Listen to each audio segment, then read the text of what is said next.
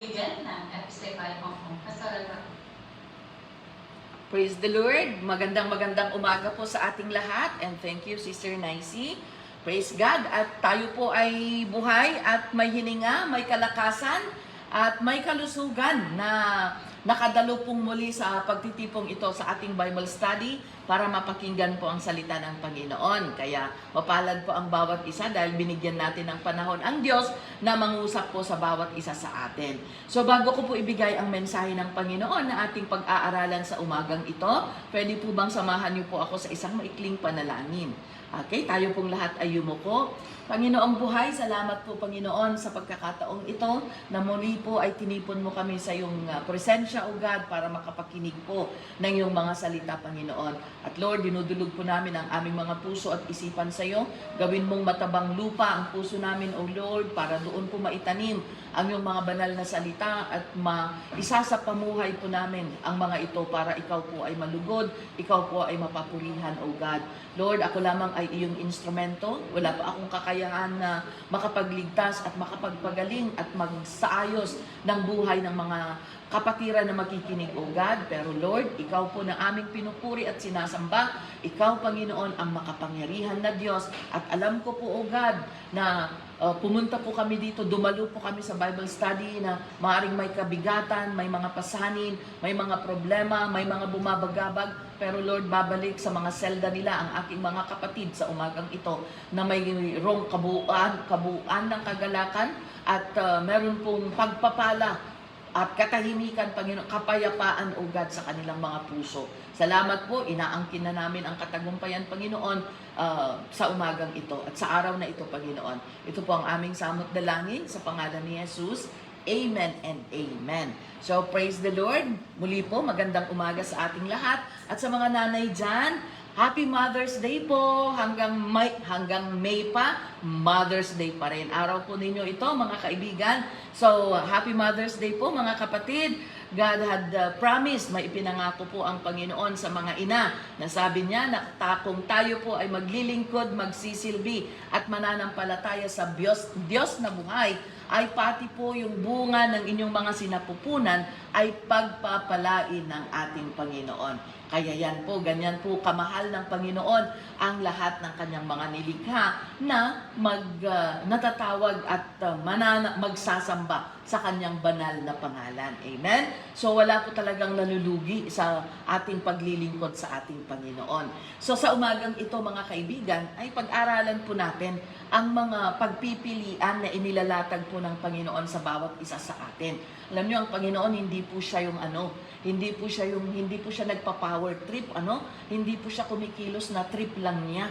Nilalatag po niya sa pamamagitan po ng kanyang salita na naibibigay po sa atin kung ano ba yung mga pagpipilian natin at ipinapakita din kaagad ng Panginoon doon kung ano ang kahihinatnan. Kaya, alam mo na kung ito ang pipiliin mo, meron ng kahihinatnan kaagad. Kung ito namang sa kabila ang pipiliin mo, meron ding consequence na nakalatag.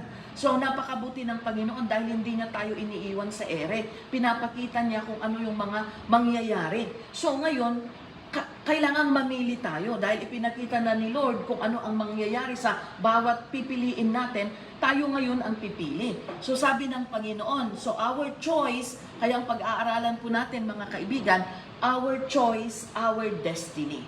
Okay? Kung ano ang pinili mo ngayon, yun ang kahihinatnan mo. Okay? So God is fair. God is just, okay? Kasi sinulat na niya nandito sa kanyang salita ang mga bagay na dapat nating gawin. So, kung titignan po natin, kasi yung mga desisyon natin ngayon, yun po yung magdidetermine sa kung ano ang mangyayari sa atin sa kinabukasan. Kaya kung tama ang desisyon mo ngayon, maayos ang kinabukasan mo. Pero kung mali ang desisyon mo ngayon, mali din ang destinasyon mo, mali din ang kahihinatnan natin. Amen? So, unang-una po na inilatag ng Panginoon na makikita natin dito is nasa Deuteronomy chapter 11, verse 26 to 28. Nasabi po ng Panginoon. Okay, let's see kung ano po ang nakasulat sa salita ng Panginoon. Sabi po ng Diyos, "See, I am setting before you today a blessing and a curse." Makinig kayo, sabi ng Panginoon. Makinig kayo, pinapapili ko kayo sa kung ano ang pipiliin ninyo ngayon, pagpapala ba o sumpa. Yun ang unang pagpipilian natin. Ano ang gusto nyo, pagpapala o sumpa? Paano natin makakamtan ang pagpapala at paano naman magkakaroon ng sumpa? Sa susunod po na bersikulo, nandun po ang kasagutan. Sabi po ng Panginoon in the next verse, please, the blessing if you obey the commands of the Lord, your God, that I am giving you today.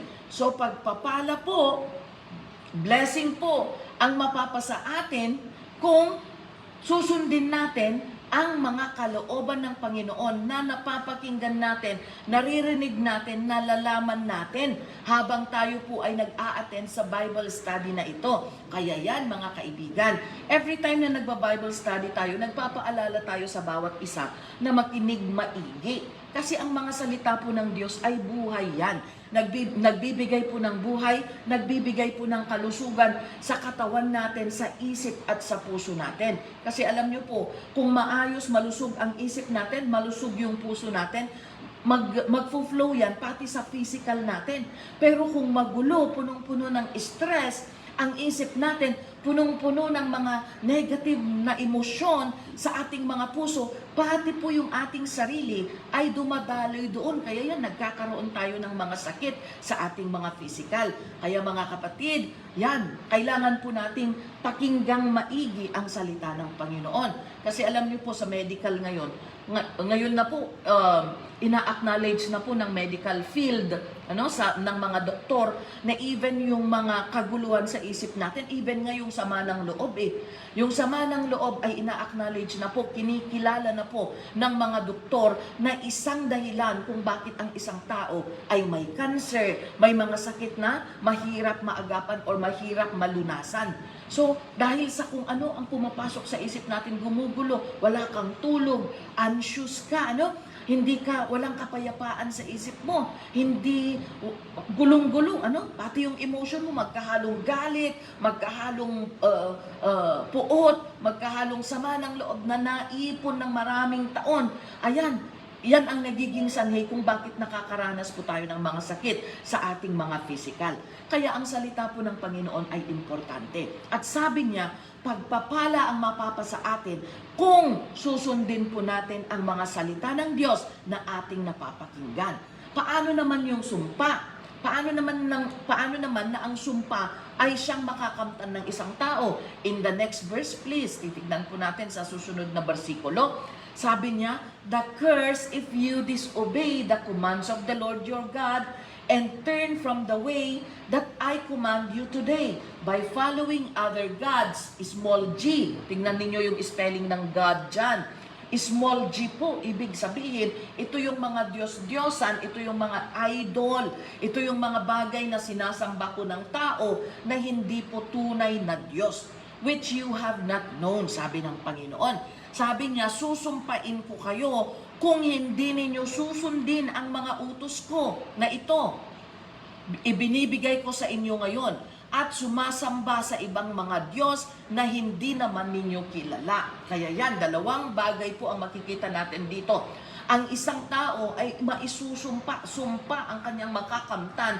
Unang-una kung hindi po siya susunod sa salita ng Panginoon na kanyang napapakinggan. Pangalawa, kung tayo po ay sumasamba sa mga Diyos-Diyosan na hindi po natin kilala. Remember that in the 10 Commandments, mga kaibigan, sabi po ng Diyos, huwag kayong sumamba sa ibang Diyos. Ako lang ang Diyos na inyong pupurihin. Pero ang mga tao, mula nung ating mga ninuno, ayan, sumamba po sila sa iba't ibang Diyos. Mga bato, mga punong kahoy, mga bagay na ginawa ng kamay ng tao na hindi po nakakapagligtas. Mas sinamba po nila ang mga bagay na yon kaysa po ang ating Panginoon. At delikado po yan, mga kaibigan. Sabi ng Diyos, pagpapala kung kayo ay susunod sa aking mga kautusan na ibinibigay ko sa inyo every time that you come into the Bible study. At sumpa naman, nakita ninyo na i-flash po natin. Ito po ay salita ng Panginoon. Makikita po ninyo yan sa mga Bibles ninyo. Kung meron po kayong pagkakataon na basahin ang inyong mga Bible or meron po kayong mga Bible, tignan nyo po para i-underline ninyo. Para po kaya po namin fina-flash ang mga verses para po wag ninyong isipin na iniimbento po namin ang aming mga sinasabi or itinuturo. Ito po ay mga salita ng Diyos na nagmumula po sa Biblia mismo. Kaya sabi niya, susumpain ang mga hindi po sumusunod sa kalooban ng ating Panginoon. At salamat sa Diyos dahil nagkamali po tayong lahat. Marami po tayong kamalian sa ating mga buhay. Maraming desisyon na ating ginawa na hindi naaayon sa kalooban ng Panginoon. Sumuway tayo ng makailang beses sa mga kautusan ng ating Panginoon. Pero heto tayo, binigyan tayo ng pagkakataon ng Panginoon na makapakinig ng katotohanan mula sa kanyang salita. At meron palang binigay ang Panginoon na pribilegyo na tayo po ay muling makabalik sa kanyang presensya. At yan po ay ang pagpapakumbaba, pagsisisi, at muling pagtalikod sa kasalanan at pagsuko po sa kapangyarihan ng Diyos. Kaya ikaw kapatid, mapalad ka. Sabihin mo sa sarili mo, mapalad ako. Sige, tapikin mo ang sarili mo.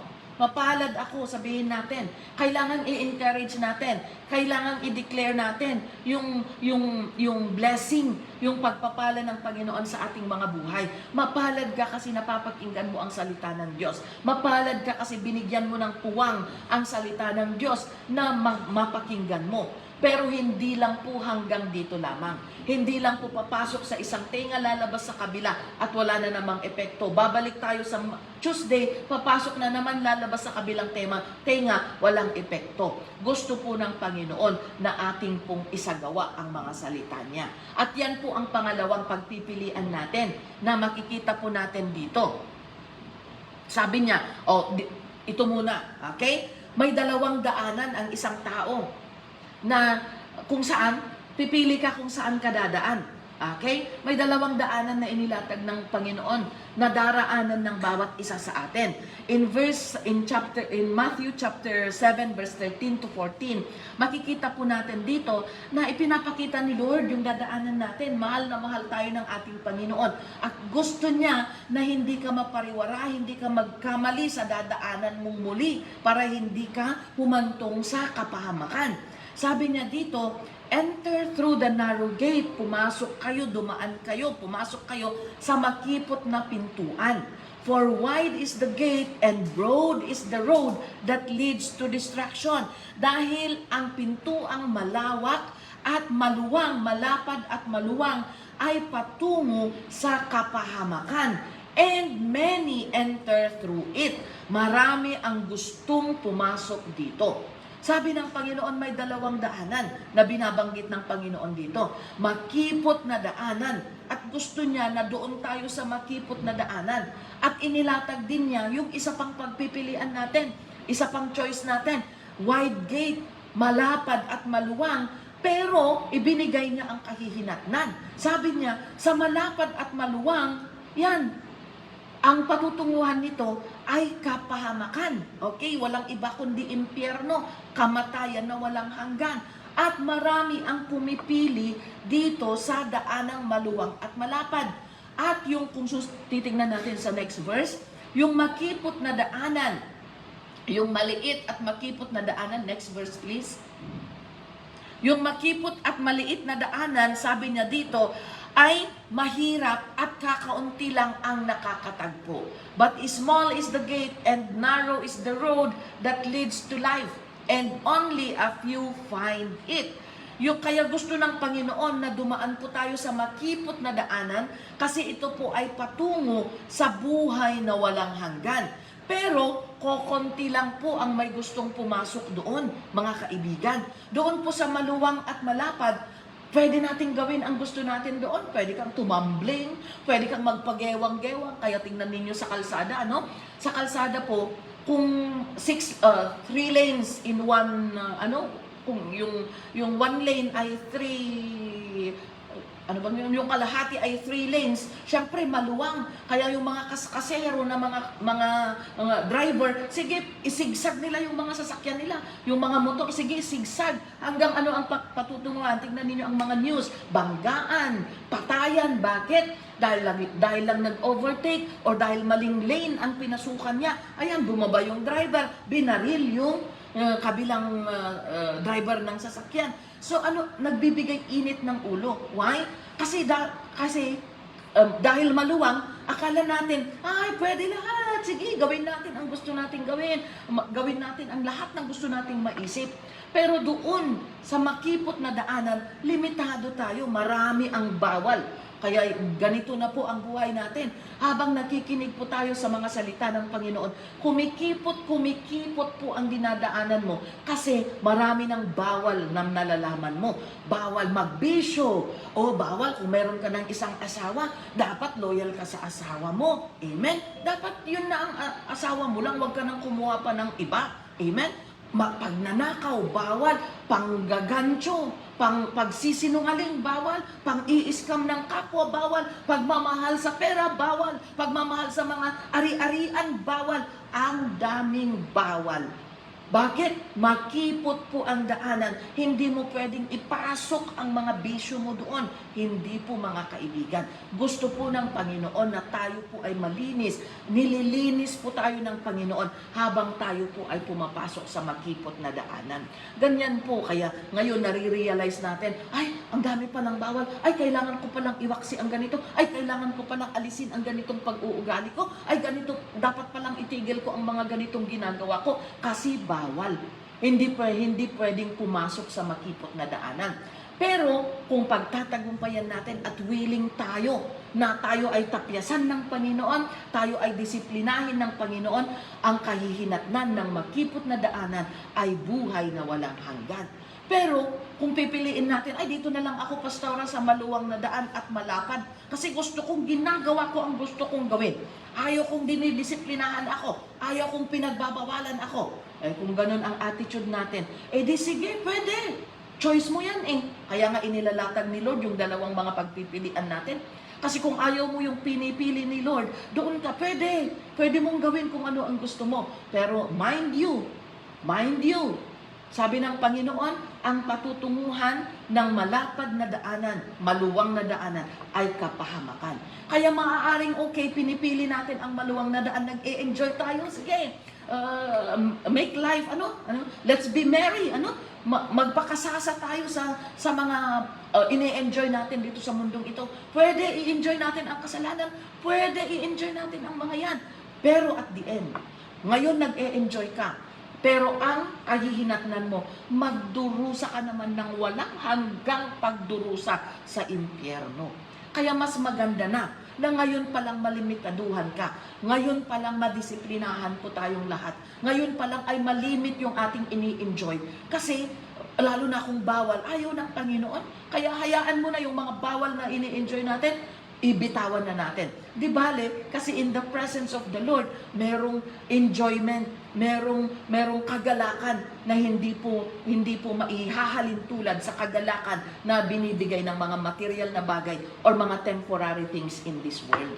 Hayaan mo nang malimitaduhan ka ngayon, pero buhay na walang hanggan naman ang kahihinatnan mo in the end. Amen? So mas maganda na piliin po natin, ang pinipili po ng Panginoon na daraanan natin ay yung makipot po na daanan, mga kapatid. Okay? Kaya yan, nalalaman po natin ang salita ng Panginoon at yan po ang nagiging instrumento ng Diyos para alisin po natin, malaman natin kung ano ba ang mga bagay na hindi po nakakalugod sa ating Panginoon. Okay? So, piliin po natin na dumaan sa makipot na daanan. Kukunti lang po ang nakakakita, nakaka-appreciate sa narrow road, narrow gate, Pero mapalad ka, kapatid, dahil nalaman mo ang pili ng Diyos para sa iyo sa umagang ito. At ang isa pang pagpipilian natin ay nasa Matthew chapter 7 verse 24 to 26 naman. Ito naman yung in connection sa unang pagpipilian natin na sabi ng Panginoon, blessing if you obey the command of the Lord. Pagpapala kung susundin mo ang mga kautusan ng Panginoon. At sumpa kung hindi mo susundin. So ano ba ang magiging gabay natin sa pagsunod natin sa salita ng Panginoon? Titignan po natin dito sa ating babasahin na susunod na mga bersikulo. Makikita natin na merong dalawang klase ng tao na namumuhay dito sa mundo at may dalawang klase ng pundasyon. Sabi niya dito, therefore, everyone who hears these words of mine and puts them into practice is like a wise man who built his house on the rock. Ang sino mang nakikinig sa aking mga salita at sinusunod nila or isinasagawa nila ito, ay naihahalin tulad sa isang taong matalino na nagpatayo ng kanyang bahay sa pundasyong bato. Nagpatayo siya ng kanyang bahay sa bato na pundasyon. Ang bato po ay matatag, hindi po madaling masira, hindi po madaling madurog, matatag, malakas, hindi po madaling itulak ang isang malaking bato. At dito siya nagpatayo ng kanyang bahay. At in the next verse, ano ang nangyari? Sabi niya doon, umulan, humangin, the rain came down, the streams rose, and the winds blew and beat against that house. Dumating ang ulan ng malakas na hangin, bumaha, at hinampas-hampas ang bahay na nakatayo doon sa batong pundasyon. Pero hindi po ito natumba. Yet it did not fall because it had its foundation on the rock. Hindi siya nasira, hindi siya natumba dahil yung pundasyon niya ay matatag na bato. At alam niyo po mga kapatid, sabi po ng Bible, ang bato po ay walang iba kundi si Kristo. At yung bahay po ay yung buhay natin. Saan po ba nakapundasyon ang buhay natin? Pero kaya kailangan po nating siguraduhin na si Jesus po ang pundasyon natin. Si Jesus po nakatayo ang bahay natin, ang buhay natin. Para kahit po dumating ang bagyo, dumating ang mga sakuna, ang mga hangin, ulan, malakas na ulan at baha, ito po ay mga representation po ng problema, bagyo sa buhay, mga pagsubok sa buhay, mga bagay na nangyayari na hindi po natin makontrol or mga bagay, mga circumstances na bunga ng ating mga desisyon din. So, dumating ang mga sakuna, dumating ang mga disaster, dumating ang mga bagyo sa buhay.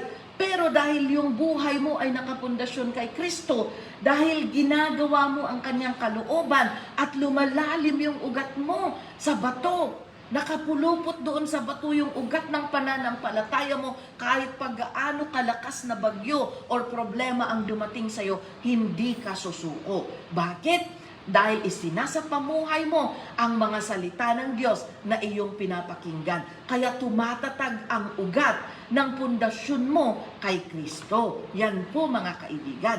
At meron namang isa. Ano naman yung isang choice? Okay? Sabi niya sa next verse, but everyone who hears these words of mine and does not put them into practice, hindi po nila ginagawa, naririnig nila yung salita ng Panginoon, pero hindi po nila ginagawa or hindi po nila isinasapamuhay, is like a foolish man who built his house on the sand. Ay parang isang taong mangmang na gumawa ng kanyang bahay sa ibabaw ng buhangin. Alam niyo po ang buhangin, hindi siya matibay. 'Di ba? Napaka changeable ng buhangin. Pwedeng anong tawag nito? I-sway away ng i-sweep away ng alon, Kung darating yung alon doon sa dalampasigan, 'di ba pwede niyang dalhin yung buhangin pababa? So ang mga bagay na nakatayo doon sa buhangin, kapag nakuha yung buhangin, pati yung bagay na nakatayo doon nakukuha. So ibig sabihin, kung ang buhay po natin ay sa buhangin natin ipinatayo or ipinundasyon, madali po tayong magupo, madali po tayong matumba, madali po tayong sumuko kung dumarating ang pagsubok, mga bagyo sa ating buhay. Ano po ba ang buhangin? Yung bato kanina, ay kung yung bato ay si Hesus Kristo kanina, na matatag na sandigan, matatag na pundasyon, ano naman po ang buhangin? Ang buhangin po ay mga bagay dito sa mundo na temporary lamang. Kagaya po ng kayamanan. Maaring ngayon mayaman tayo, meron tayong pera, pero manood kayo sa mga news, maraming mga mayayaman na bumagsak. Bakit? Ginawa nilang Diyos ang kanilang pera, kaya winala ng ating Panginoon. O kaya, yung ating mga kalakasan, okay? Yung kalakasan po natin ay temporary lang. Huwag nating ipagmalaki na, ay ako ay healthy. Healthy lahat ang blood test ko, wala akong sakit, wala akong ganito. Malakas ang aking katawan. Hindi po mga kaibigan, tumatanda po tayo. Habang nagkakaedad po tayo, humihina po yung ating mga katawan. Hindi naman natin pwedeng, yung mga iba, yung pundasyon nila, yung kagandahan nila, na, ay, maganda ako, walang pwedeng umapi sa akin dahil ako ang pinakamaganda. Kapatid, tumatanda po tayong lahat, kumukulubot po ang ating mga balat. Nagfe-fade po ang mga bagay na ito. Mga bagay po dito sa mundong ito, these are just material things, these are just temporary things. Ito po ang mga buhangin sa ating buhay. Maaring ito po ay mga pamilya natin. Ang buhangin din po ay mga tao sa ating kapaligiran. Maaring marami kang kaibigan. Maaring sabihin natin, ay, Pastor, kahit hindi na ako mananampalataya sa Panginoon kasi di bali ang dami-dami kong kaibigang nagmamahal sa akin. Maaring ngayon mahal ka, pero kung wala na silang benefit na makukuha sa'yo, nowhere to be found sila. Wala na sila, nag-fade na. Kaya tingnan mo, kung may pera ka, libre ka ng libre, sige, pamigay ka ng pamigay. Ay, ang dami mong mga friends na laging nakapalibot sa'yo. Pero kung wala ka nang maibigay at magte-text ka sa kanila, pare, pahiram naman na ganito, medyo emergency lang. Walang nagbabasa ng text mo. Wala nang nagbabasa ng text mo, wala nang pumapansin sa tawag mo. Kasi ang mga tao ngayon ay nakadepende na lang, kukunti na lang yung tunay na kaibigan. Even our families, kaya panoorin ninyo ang mga balita, kung papanoorin po natin, ay makikita natin magkakapatid nag-aaway-away, mag-ina, mag-ama nagpatayan. Bakit? Sa pera, sa mana, sa mga ari-arian. Kaya ito po mga kaibigan ay mga buhangin. Pwedeng mawala sa isang iglap, hindi po permanent. Kaya yan po, sabi ng Panginoon, mamili ka. Ikaw ba ay isang mangmang or ikaw ay isang gusto mong maging matalino or gusto mong maging mangmang? Matalino ka kung ginagawa mo ang salita ng Diyos at ang pundasyon ng buhay mo ay walang iba kundi si Hesus Kristo. Pero sabi ng salita ng Panginoon, gaano ka man katalino, kahit pa cum laude ka, summa cum laude ka, valedictorian ka mula elementary hanggang kolehiyo, napakataas ng antas ng intellect mo, maaring yung IQ mo ay ang taas-taas.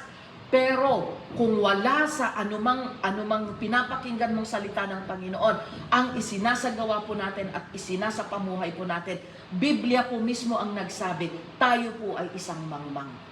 Kaya kahit pala napakataas ng achievement natin sa eskwelahan, sa ating IQ, kung walang salita ng Diyos ang ating ipinapatupad, tayo po ay isang mangmang. Pero naman, kahit naman ikaw yung walang pinag-aralan, hindi ka nakatungtong, no read, no write ka, hindi ka nakatuntong sa elementary kahit sa grade 1 lang, kaya maraming nanluloko sa'yo, in-scam ka dahil hindi ka marunong umintindi kung ano ang nakasulat sa papel. Pero sa lahat naman ng napapakinggan mong salita ng Diyos, ay ginagawa mo, sabi ng Panginoon, ikaw kapatid ay matalino. Kaya ang talino po mga kaibigan, hindi po nakabase sa kung ilang diploma ang meron ka. Ang talino po sa harapan ng Panginoon ay kung ilang utos ng Diyos ang ipinatupad po natin sa ating mga buhay.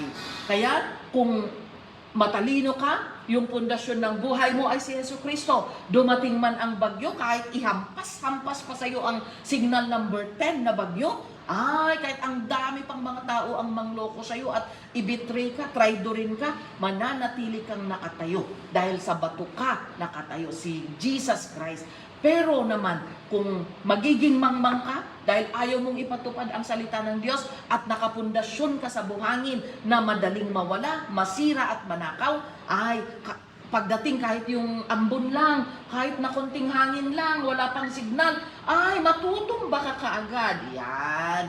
Kaya mga kapatid, ito po ang mensahe ng ating Panginoon sa umagang ito. Inalalatag po ng Panginoon ang pagpipilian natin.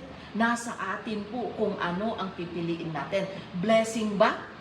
Or sumpa? Siyempre ayaw natin ng sumpa. Ang hirap kayang mamuhay sa sumpa. Kaya piliin natin ang blessing. At para tayo po ay magkaroon ng blessing, tuparin natin ang mga salita ng Diyos. Amen? Even yung mga simple na mga bilin ng Panginoon, even yung simpleng pagpalakpak mga kapatid. Kaya during the praise and worship, kapag sinabi ng praise and worship leader na pumalakpak tayo, palakpak tayo, taas natin ang ating kamay, taas natin ang ating kamay, lumundag, sumayaw. Bakit? Bakit natin kailangan ginagawa? Hindi po ito parang kabaliwan. Okay? Kasi sabi ng iba, ay para kayong mga baliw.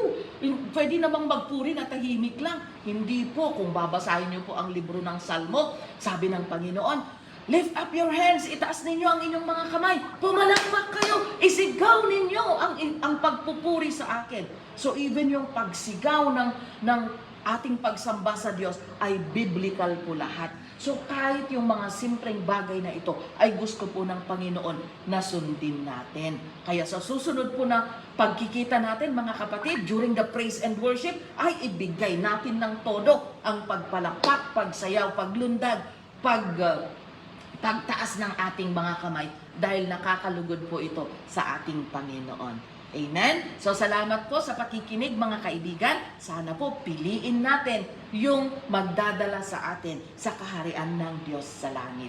Pagpalain kayo ng Panginoon mga kaibigan. At bago ko po ibalik sa ating MC, tayo pong muli ay yumuko para po sa maikling panalangin. Salamat po o Diyos sa mga salita mo na makapangyarihan at banal. Salamat po o God dahil sa palagi mong pagpapaalala sa amin, Panginoon, kung paano po kami mamumuhay ng malinis sa iyong harapan, Panginoon. Salamat po sa mga salita mo na palaging nagbibigay sa amin ng gabay para sundin po namin, O God. At Lord, tulungan mo po kami para matupad po namin ang aming mga napapakinggan. Lord, tulungan mo kami at puspusin mo kami ng iyong banal na Espiritu, Panginoon. Dahil hindi po kami makakapagbago ng sarili lang namin, Panginoon. Kailangan po namin ng iyong banal na Espiritu dahil siya po ang kapangyarihan, Panginoon, para mapagtagumpayan po namin ang lahat ng pagsubok, lahat ng temptation sa aming mga buhay, O God. Lord, tulungan mo ang mga kapatiran kong ito, Panginoon, napiliin ang buhay na walang hanggan, napiliin ang blessing, Panginoon, napiliin ang makipot na daanan, Panginoon, napiliin na maging matalino, O God. Salamat po, O Diyos. Ito po ang aming samot dalangin, O Lord, sa pangalan ni Jesus. Amen and amen. God bless you and binabalik ko po sa MC natin. Thank you very much. Amen. Amen. Isa nga pong malakas na palakpak para sa ating Panginoon. Nabigyan ng Diyos. Maraming salamat po, Pastor Glenda, sa